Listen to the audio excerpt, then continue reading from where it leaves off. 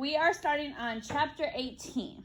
Turns out not using the number is harder than Justin anticipates, especially when he's alone with nothing but memories of his homeboy. He's hanging out after school at Doc's classroom to avoid making the call a few days later when SJ busts through the door like she's being chased by rabid dogs. The sight of her punches the air right out of Justice's lungs. They haven't talked since the funeral for a couple weeks ago, but seeing her so, SJ? Well, it set her in a way that he doesn't expect. You guys! Yes, Sarah Jane? The picture of calm. Do you have any idea what's going on right now? Can't say we do. Where's your TV remote? Doc pulls a remote from the dresser drawer and presses it to her. Once the TV is on, turn to the right channel. Just finds it hard to breathe for a different reason. There on the screen, big and bold and bright and bland, is a picture of Jared's Halloween political statement turned brush with death. Of course, everyone else, Blake, the Klansman included, has been cropped out of the version making national news. It just shows Justice McAllister as thug extraordinaire.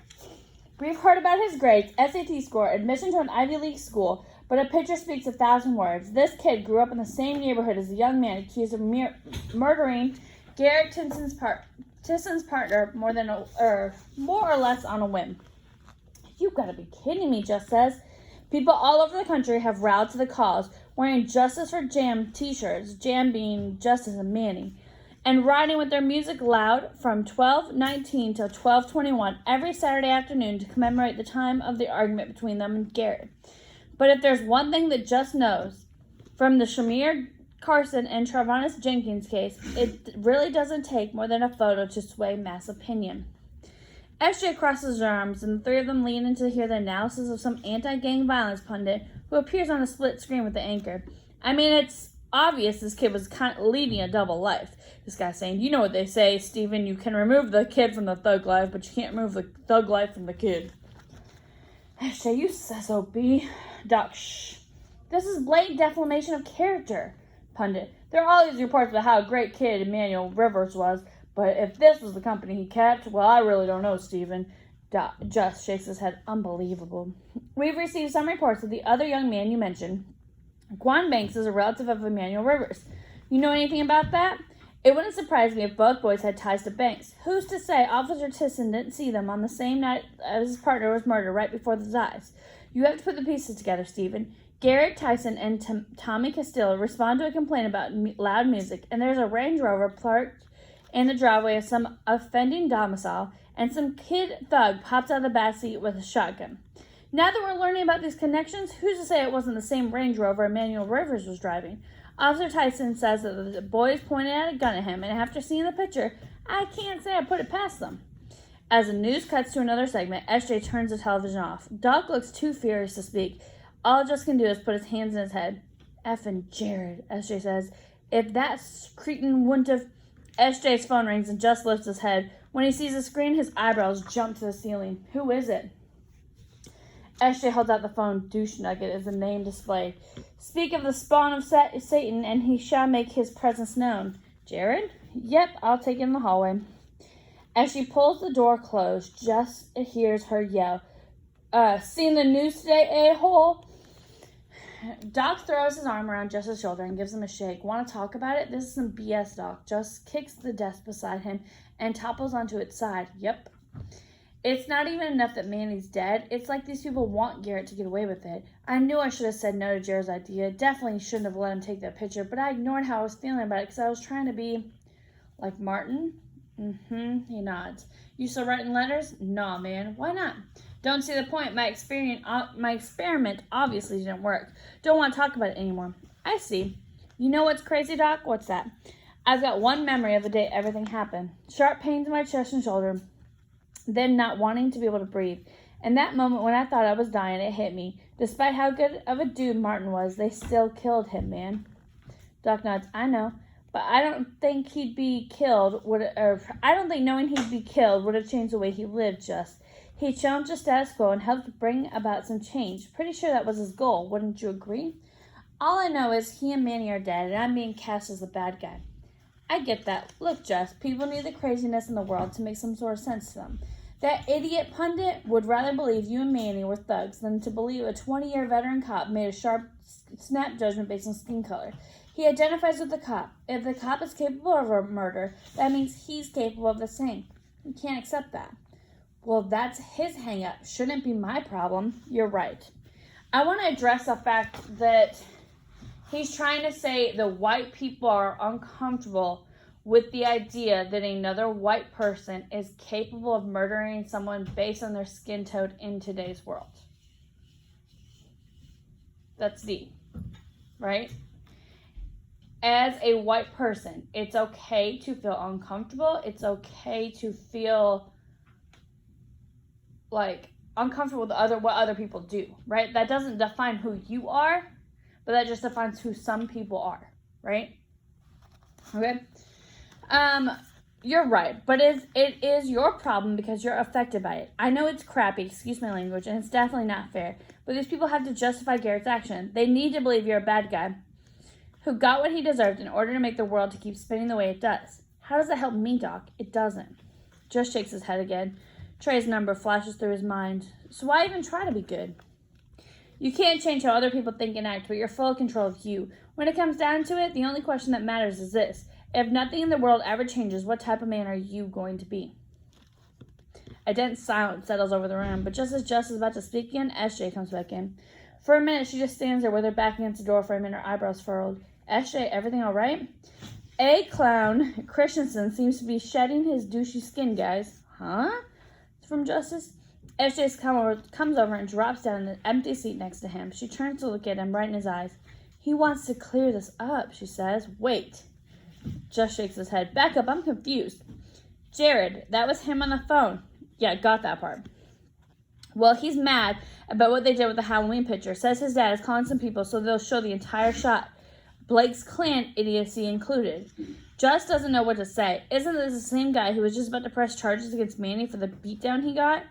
Why in the hell is he being Mr. Noble all of a sudden?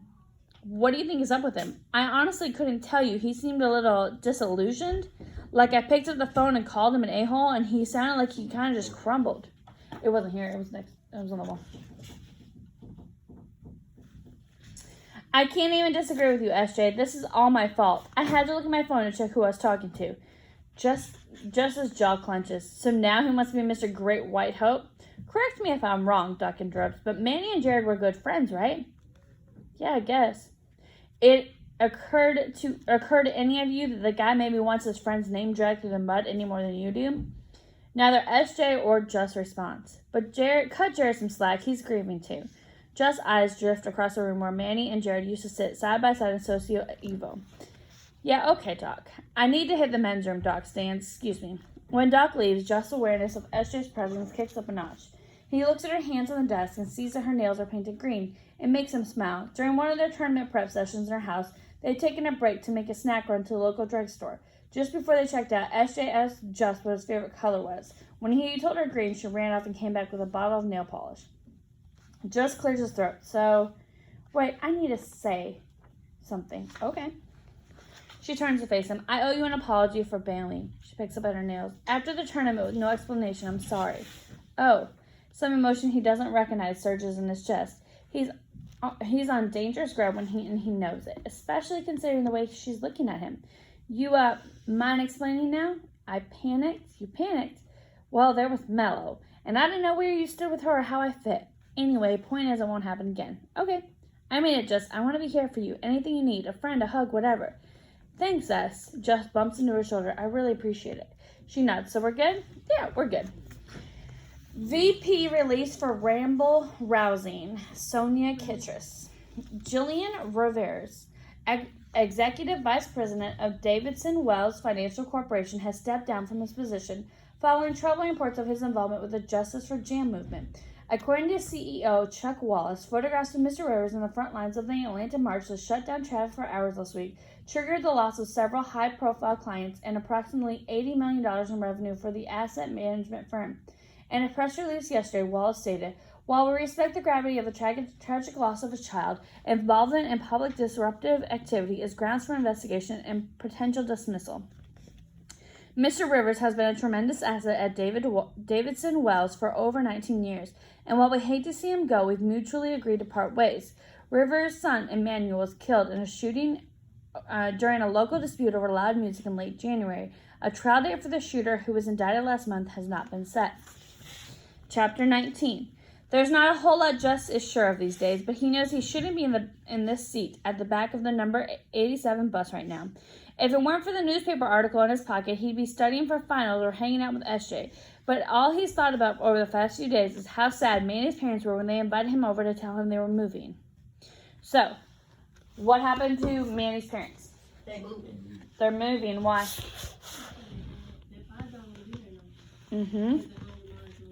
And he was basically fired from his job, right, for trying to protest their rights. Okay? Doc just gave Just a copy of the article that Mr. Jillian stepping down this morning was released. His first thought, instead of Sonia Kitchers, the name on the article should be None Your Business. Manny's parents more or less sponsored the Atlanta chapter of the Justice for Jam movement, so of course they participated in the local marches. It wasn't their fault that the one who they were photographed at overflowing onto the highway, blocking all northbound and southbound lanes. The day the Riverses shared their relocation plans, they also told Just that Mr. Jillian had received an ultimatum, basically sever all ties with the so-called movement or clear out of that corner office, in so many words. Mr. Jillian told Just he calmly explained the meaning of civil disobedience before removing his framed degrees from the walls. Just as on the 87 bus, the final bus in the commute to Oak Ridge to Wynwood Heights, because that's what Quan said, there's no escaping the black man curse, has been echoing in his head ever since he left the Rivers' house. He has no idea where else to go or who else to turn to. SJ is great, but not for this. And while he could go to Doc, Just really doesn't want to hear any more "stay good, even though the world craps on you" advice. Mama would throttle Just if she knew that he was going. Everybody in the neighborhood knows who Martell is, but frankly, she hasn't been much help either. Every time he calls or stops by, she brings up SJ. All Just knows is that he's got this crappy feeling in his gut, kind of like somebody crawled into his stomach and ran a cheese grater over the inside. He needs to get rid of it somehow. Talk to someone who gets what he's feeling, because they felt it too. And you know who gets it? Deuce Diggs. Just had been listening to the music a lot since he woke up without a best friend. There's one track he had to repeat ever since the article dropped. Turn on the news, another black man slain. They say it's okay, save your voice, don't complain.